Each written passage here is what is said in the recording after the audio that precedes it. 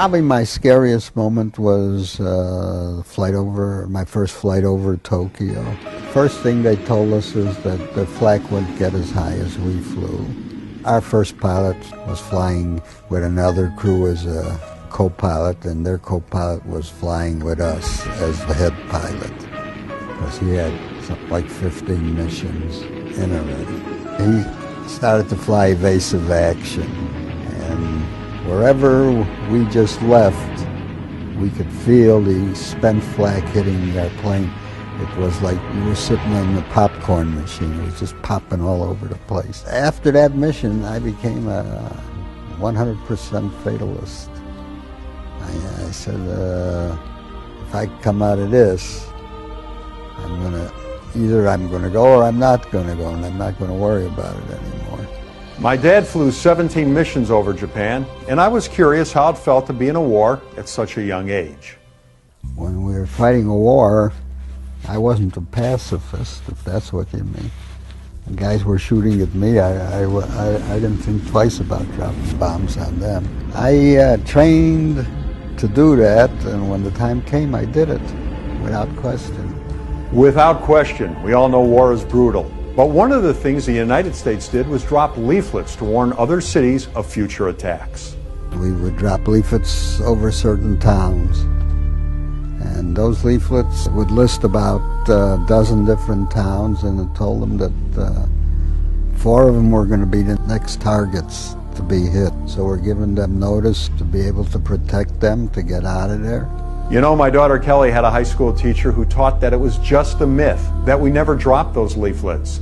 I can't tell you how shocked he was when Kelly showed up in class the next day and handed him a leaflet that her grandfather had kept as a souvenir. But here he was teaching the kids something that was just plain wrong. That's why we need to get the real stories from our elders. They were there. They know what actually happened. But you're probably thinking that it doesn't matter. It's all in the history books. That's what my dad thought, until he told me about a Japanese woman he met that didn't even know that we were at war with them when she was a small child.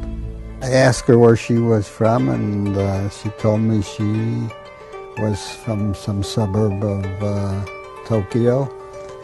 And I told her I had bombed the place 50-some years ago. And she looked at me like I was crazy. What do you mean you bombed the place? I says, there was a war going on. I says, and we bombed Japan. I bombed Tokyo, Yokohama, Kobe, Osaka, Nagoya. These are all the big cities. And she says, when did this all happen? I says, about in the 1940s. She never heard of it. I says, they didn't teach you this in school? She says, no. It's kind of hard to believe there, you know about an atom bomb that was dropped. Why wouldn't you know about this? Because it was never in their history books. Then there are the things that my dad talks about that are not common knowledge, like what he says about President Roosevelt. One of the small things he did was he turned back a ship of Jewish refugees that left Europe fleeing Hitler. He refused them into the United States. Well, this got a certain amount of people gung-ho on the side of going to war. The sympathizers, the Jewish people, they were all ready to go. The other people still weren't ready to go. Hard to believe that the U.S. sent a boatload of Jewish refugees away. But here is something else from the war that many people believe to be true that you'll find even more shocking.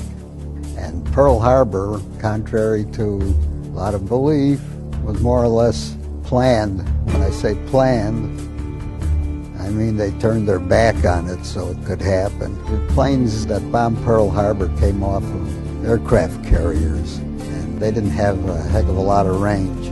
We had early warning systems all throughout the islands. They must have known they were there.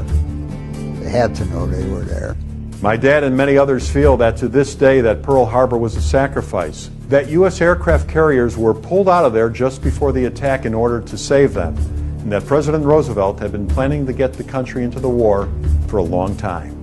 You got to understand, you had the Lend-Lease programs where we were giving equipment to England, to Russia.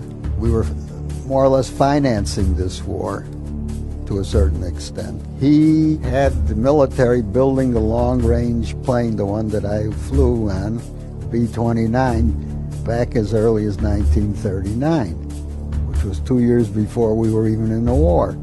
And that plane wasn't meant to fly in Europe. It was meant to fly long distances. Our average mission was 14 hours. Whether people want to accept it or not have to look at it as this was all planned in advance. I probably am one of the few guys of that opinion, but he took this divided country, and at the right time, he got them all ready to say, let's go. And that's when the Japanese hit Pearl Harbor.